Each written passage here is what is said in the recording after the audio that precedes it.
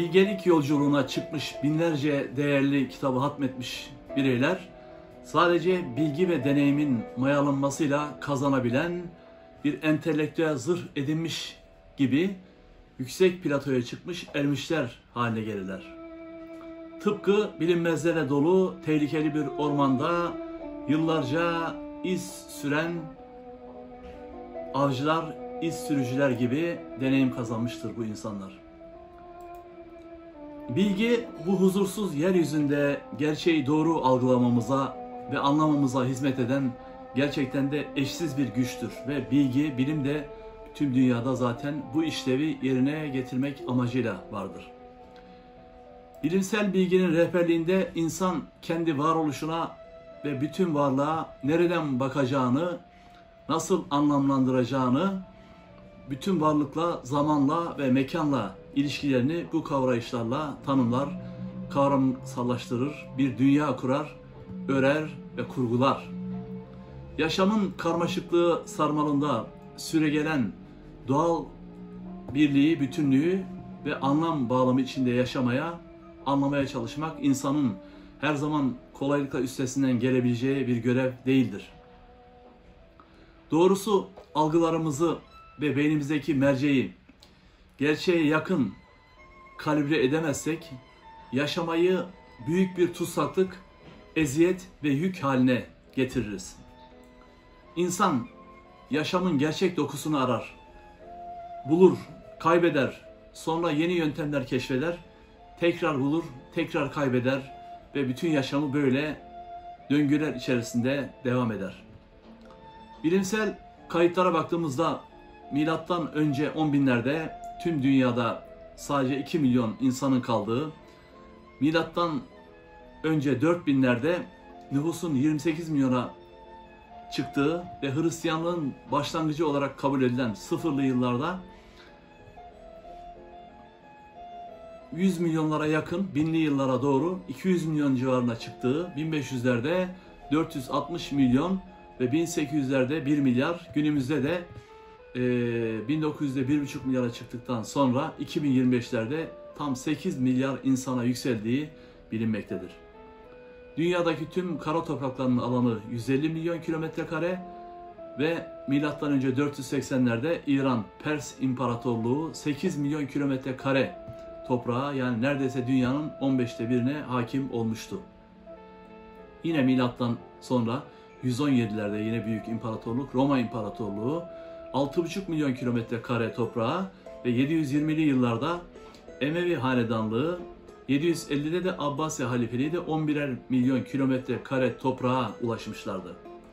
1300'lerde Moğol İmparatorluğu tam 24 milyon kilometre kare toprağa, yani bu da dünyadaki kara parçalarının neredeyse %20'sine denk gelen büyük bir alan ve 1800'lerde de Çin Hanedanlığı, İspanyol İmparatorluğu 15'er milyon kilometre kare toprağa, 1815'te Portekiz İmparatorluğu 10 milyon kilometre kare, 1905'lerde Rus İmparatorluğu, Rus Çarlığı daha doğrusu 23 milyon kilometre kare gibi gene dünyanın %20'sine denk gelen bir bölümünü, 1920'lerde de Britanya İmparatorluğu bu sefer 34 milyon kilometre kare dünyadaki en büyük genişliğe sahip olarak, Fransa'da 15 milyon kilometre kare toprağa sahip olarak bu iki güç neredeyse dünyanın 1/3'ünden fazlasına, kara topraklarına hakim olmuşlar ve dünyanın adeta sahibi gibiydiler. Öyle ki 1750'lerde emperyal hakimiyet mücadelesinde İngiltere ve Fransa iki kutuplu dünya biçiminde 10 bin yıllık insanlık tarihinin birikimleriyle rakipsiz kalmış gibiydiler. 1900'lerde özellikle dünyanın patronu 1783 yılında Masonik güçlerin kurduğu Amerika Birleşik Devletleri oldu. Tarihsel kayıtlarda bilgiyle yaşamımızı anlamlandırmaya çalıştığımızda 1033'lü yıllarda sert hava koşulları ve su baskınları ne ekin ne hasat bırakmıştı ve büyük bir kıyamet, kıtlık, açlık dönemi yaşanmıştı. Sefaletten dolayı fakir, zengin herkes çok bitkin düşmüş, yenecek hayvan kalmayınca da zavallı insanlar günümüzden sadece 1000 yıl önce arkadaşlar leşleri, çöpleri, tiksinti yaratacak her şeyi yemeye başlamışlardı. Öyle ki seyyahlar öldürülüp parçalanıyor, kıtlıktan kaçanları sözde misafir edenler kandırıp onları yamyamca yiyorlardı ve cesetler, ölüler, leşler, insanlık adeta sadece 1000 yıl önce yamyamlık kurumsallaşmış ve vahşet, ilkellik tekrar bir zombi döneminin yaşanmasına neden olmuştu. Gerçekten de coğrafya kaderdir ve her insan bunun avantaj ve dezavantajlarıyla bir yaşam sürer. Hepimizin gözlerinde biriken o ortak hüzün, ortaklaşa taşıdığımız bir yorgunluğun, çözemediğimiz toplumsal sorunların, çözümsüzlüklerin ve acıların sırtımıza yüklediği ortaklaşa bir elem ve kederdir. 18. yüzyıl aydınlanma çağı, monarşinin ilk yıkım denemesi olan 1688 İngiliz devrimi, Şanlı Devrimi ile 1789 Fransız Devrimi arasındaki dünyevileşen döneme denk gelen yılları kapsar. Aydınlanmanın düşünürleri, aklı insan yaşamındaki mutlak yönetici ve yol gösterici olarak putlaştırmışlardı. Bireyin bilincini bilginin ışığıyla aydınlatma yönündeki çabalarıyla simgeleşmiş ve bu aydınlanma devrimi adı verilen durum Batı'da yeni dünyanın kapılarını aralamış. Bu kültürel süreçler bilimsel keşifle, felsefeyle beraber yepyeni bir dönemi başlatmış. Orta Çağ'ın karanlık düşünsel ve kültürel etkilerinin ortadan kalkmasıyla başlayan bu çarpıcı değişimler 18. yüzyıldan itibaren iyice yoğunlaşarak yeni ve parlak bir dönemin, yüzyılın yani modernleşmenin gelişini müjdeliyordu. Ama acımasız, pagan, sözde bu Batı uygarlığı bütün bu ileri öğrenmeleri tüm insanlığı kapsayacak bir güzellik ve huzur dünyası olarak göremedi. Acımasızca yakıp yıktı, sömürdü, katletti ve sonunda artık 2030'larda kendi yıkımını da bu öngörüsüzlük ve açgözlüklerle hazırlamış oldu arkadaşlar. Yaşam yolculuğumuzda düşünsel altyapımızı ve güçlendiren, yeryüzündeki yaşamımızı kolaylaştırmaya çalışan ahir zaman bilgeleri, yazarlar, düşünürler, kitaplarıyla, eserleriyle önemli entelektüel etkilemeler yaşamamızı sağlar, bizi hayatta huzurlu kılar. Bu bilge insanlar, yaşamın engellerine, acılarına, haksızlıklarına dayanmayı ve sabretmeyi öğrenmiş, uygun tutumlar takınmayı öğrenmiş, geliştirmiş aktörlerdir. Bu entelektüel insanların izini sürerek yaşamımızı düzene koymaya daha yetkin, bitip tükenmez boş arzularımızın tutsaklığından, köleliğinden sıyrılarak erdemli eylemlerimizle yüksek nitelikli bireyler haline gelmemiz mümkün olabilmektedir. Hayatımızda en büyük ödevlerimizden biri, yaşamımızı destekleyecek kadar ulvi ve yüce üst amaçlar icat ederek buna hizmet etmektir. Çocuklara, kadınlara, mağdurlara, topluma, bilgiye, bilime, insanlığa hizmet etmek, bilim üretmek gibi kendimizden geçtiğimiz, aşkın yaşantılara kapıldığımız, keyifle bunları yaptığımız, okumalar yaptığımız, yazdığımız, çizdiğimiz, anlattığımız zamanlar. Varoluşu kurama göre yaşamın önceden belirlenmiş bir anlamı yoktu ve ona bu anlamı yükleyecek olan mücadelesiyle insanın kendisidir. Tırnaklarıyla kazıyarak, acı çekerek, bunların içinden geçerek kendine bir yer edinmek, yüksek bir platoya çıkmak her insan tekinin göreviydi. Bu potansiyel gücüyle insan her zaman seçimler yapma ve kendini yerinden çoğaltabilme, olumsuz durumları pozitife çevirerek geleceğini belirleyebilme olanaklarına ve kapasitelerine sahip bir varlıktır. Günümüz dünyasında vahşi kapitalizm, mesleklerimiz, çalışma hayatımız, politika, hukuk, toplum gibi tüm üst yapı kurumları, unsurlar, her şey modern birer oyun gerçekliktir aslında. Asıl olan insan bilincinin ne olduğu, ne anlama geldiği ve yaşamı nasıl anlamlandırdığı sorulardır.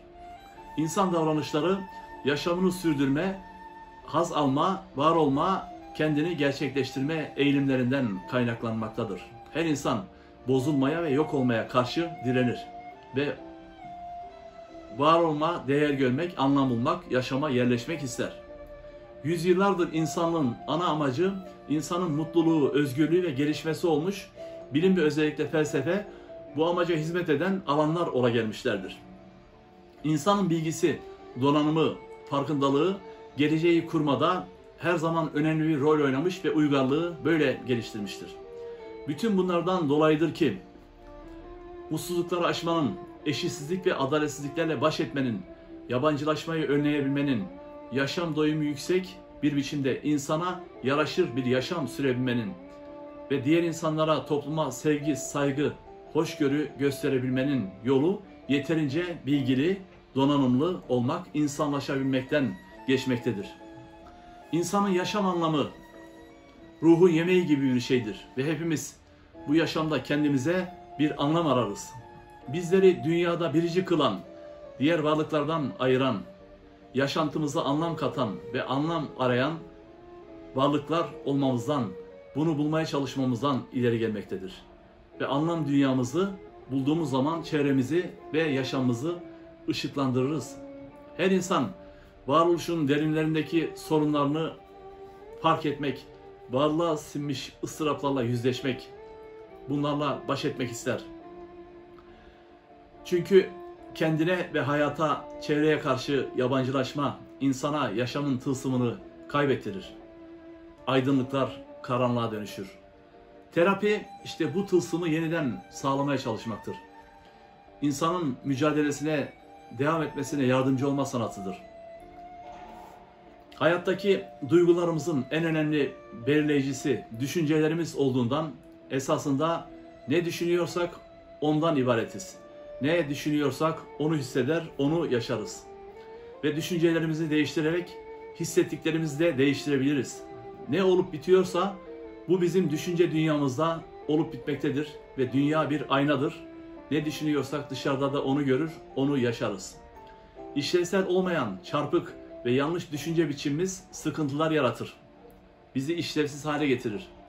Bunlarla başa çıkmanın yolu bu işlevsiz düşünce biçimimizi değiştirmek, bunun üzerine zihinsel egzersizler yapmak, herkesin yaşam yükünün ağır olduğunu, acıların, olumsuzlukların, engellerin olduğunu bilerek ve aslında belimizi büken şeyin taşıdığımız yük değil, onu nasıl taşıdığımız olduğunun farkındalığına vararak bizlere rahatsızlık veren şeyin, olayların kendisi değil, bu olaylara bakış açılarımız olduğunu fark ederek işlevsel yolculuklara çıkabiliriz. Duygularımız büyük ölçüde iç seslerimizden ve bizim kendimize sürekli ne söyleyip ne telkin ettiğimizden kaynaklanmaktadır. İç sesimizde kendimize de doğru iletişim dili kurarak suçlayıcı, yargılayıcı olmaktan uzaklaşıp sorumluluk almak her türlü problemimizi çözecektir. Esasında problem çözme stilimizi sağlıklı hale getirdiğimizde yaşamda uğraştığımız problemlerin %90'dan fazlasını hallettiğimizi buradan çarpıcı biçimde göreceğiz. Bizde olumsuz duygular yaratan yerleşik düşüncelerimizi sorgulayarak bunları daha çözüm odaklı bir yönde değiştirirsek sağlıksız duygulardan bu yolla kurtulabiliriz. Esasında yakındığımız engellerin çoğu kendi oluşturduğumuz yaşantımızın, varoluşumuzun, tutumlarımızın, seçimlerimizin oluşturduğu yani yazgımızın, kaderimizin kendisidir. Genellikle insanlar sürekli olarak kendi kendilerini düşünsel açıdan zehirleyerek ruhsal problemlerinin sürmesini, oluşmasını farkında bile olmadan sağlarlar. Bu akılcı olmayan düşüncelere bağlanıp kalmak ruhsal rahatsızlıkların baş nedenidir aslında. Bakış açınızı değiştirdiğinizde gördükleriniz de değişecektir. Sabah kalktığınızda sabahın köründe mecburen işe gidiyorum, çok kötü bir gün de diyebilirsiniz. Halen nefes alıyorum, çalışmak, üretmek için güzel bir gün de diyebilirsiniz. Tercih tamamen size kalmış. Yaşam ve diğer insanlar sizin aynanızdır. Ne düşünüyorsak öyle hissederiz. Yaşamınızı mücadelenizle, düşüncelerinizle kendiniz yazın. Yaşam yolculuğumuzda ruh sağlığımızı korumanın yolu, insanın kendisiyle ve çevresiyle barışık olmasından geçer. Kendimizle ve diğerlerle barışmanın yolu, duygularımızı denetim altına almayı başarmak ve yaşam amaçlarımız doğrultusunda onları yönlendirebilme becerileri geliştirmek anlamına gelmektedir.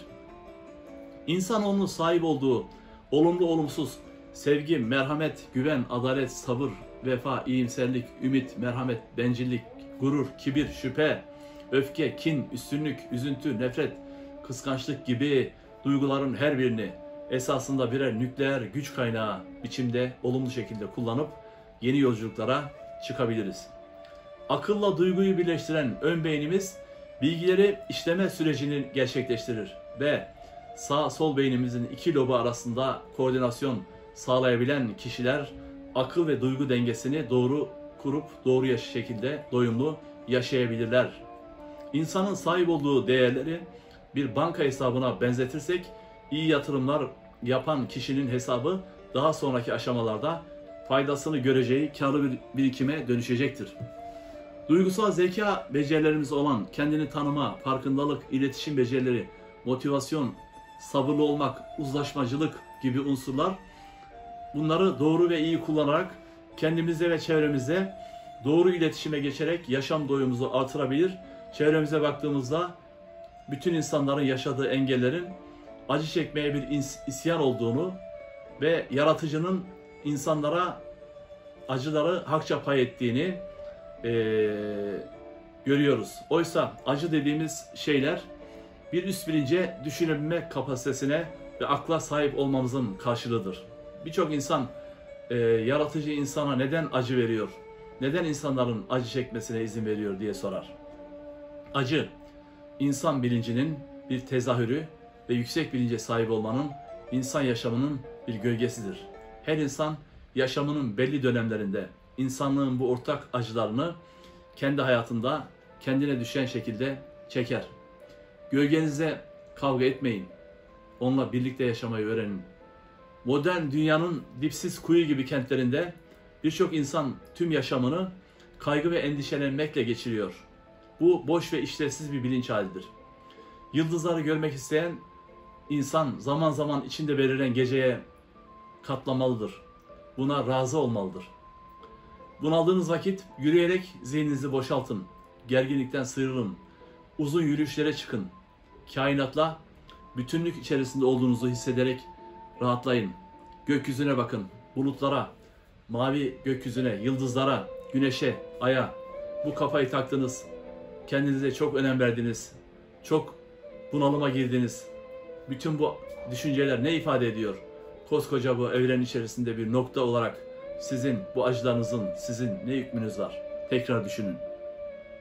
Her türlü hastalıktan, sıkıntıdan, üzüntüden yürüyerek uzaklaşın. Hayat bir yoldur. Yürüyüşe çıkabildiğiniz sürece hiçbir şeyden korkmayın. Seyahatlere çıkın, uzaklaşın. Bunaldığınız zaman başka şehirlere gidin. Birkaç gün nefeslenin, kendinize bir avans verin. Tekrar oyuna dönün. Doğaya gidin, tazelenin, yenilenin, güç toplayın. Her günü değişen ay, güneş, gökyüzünün dansını izleyin. Bakışlarınızı yeryüzünün acılarından evrenin sükunetine doğru çevirin. Kafaya taktığınız ufacık şeylerin komik olduğunu görün. Kendinize hayatı zehir etmeyin, kolaylaştırın. Benliğimizin sınırlarını fark edip insani hallerimizle yüzleştiğimizde gündelik yaşamın takıntılarından sıyrıldığımızı göreceğiz. Şunu bilmeliyiz ki yaşadığımız sıkıntıların ve aşmazların çoğu o pek beğendiğimiz aklımızın bir üretimidir. Ve bundan kurtulabilmek için farklı bakış açıları öğrenmeliyiz. Çünkü bugünkü aklımızla ancak şimdiye kadar bulunduğumuz yere geldik. Yaşadığımız her sıkıntı önceden yapılan bir hatanın sonucu ve yeni bir çözümün de başlangıcıdır. Esasında acı adını verdiğimiz durumlar ruhsal açıdan tekamül etmemiz için gereken sert enerji şoklamaları gibidir. Ve acılar, üzüntüler ölmeden ölerek, elemlerin, acıların içinden geçerek üst bilinç hallerine geçmemizi sağlayan zorlu ama çok öğretici deneyimlerdir. İlk 3 bilinç düzeyinde acı adını verdiğimiz duygular daha üst bilinç düzeylerine geçtikçe olumsuz etkisini kaybeder ve artık 5. bilinç düzeyinden sonra acı yaşamın özünde mevcut olan rutin olaylar haline alır.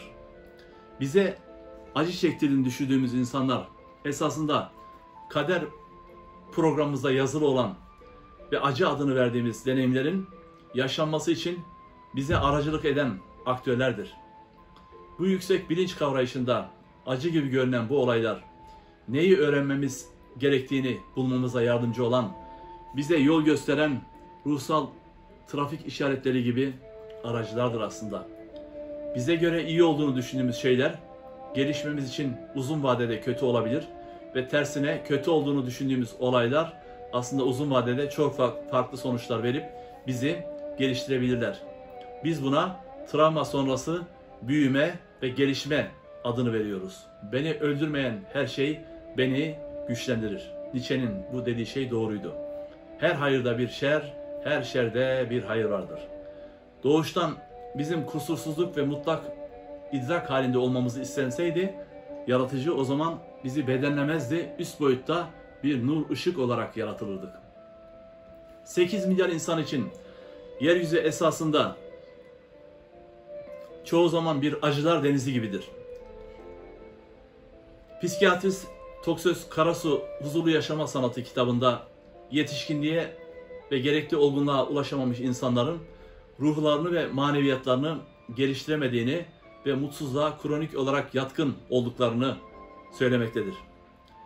Oysa hepimizin şiddetle arzuladığımız mutluluk, kayıp çocukluk cennetimizde kendimizi her şeye kadir, her hakka sahip ve ölümsüz hissettiğimiz zamanlarla çoğunlukla bağlantılı bir duygudur.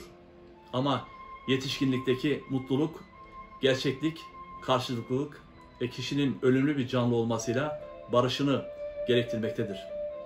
İnsanlar mutluluğu hiç olmadık yerlerde ararlar. Mal, mülk, para, iktidar bunları elde ederler.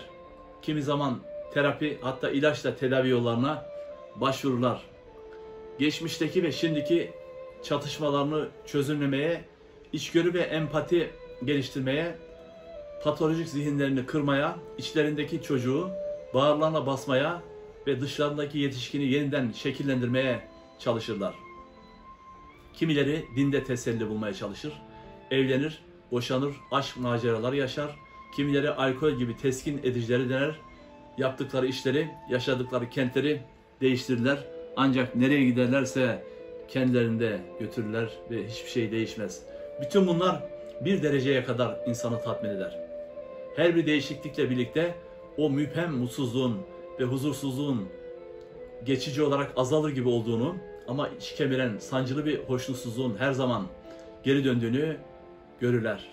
Bu insanları gördüğümüz zaman mutsuz olduklarını yüzlerindeki o ifadeden, hayal kırıklığı ifadesinden anlayabiliriz. Bu insanların arasında terapistler, din adamları, düşünürler, çöpçüler, devlet adamları, generaller hepsi vardır. Kendilerini biraz olsun rahatlatamadıklarını hissettiklerinde daha da derinden sarsılıp herkesin arzulamakta olduğu şeyin geçici mutluluktan ziyade olağanüstü ve kalıcı keyif veren bir huzur olduğunu fark ederler. Ve mutluluk dediğimiz şeyin de aslında yaşadığı hayattan huzur bulmak olduğunu görürler. Bu ruh halinin kapısını ancak hem ruhu hem de maneviyatı içeren birleşik bir bilgelik anahtarı açabilir ki bu anahtar insanları sevmek, çalışmayı sevmek, kutsala inanmak, maneviyatı iyi bir insan olmak ve güzel bir insan olmak, varlığının kefaretini ödemekle ancak anlam bulabilmektedir. Mutluluğun kolay ve kestirme yolları yoktur ve ona doğru giden yavaş ve çetin yollar vardır. Şu anda bulunduğunuz noktaya pozitif düşünceler geliştirmek ve yeni yolculuğa başlamak için en iyi yerdir. Onun için ertelemeyin, ötelemeyin ve sorunlarınızla yüzleşin.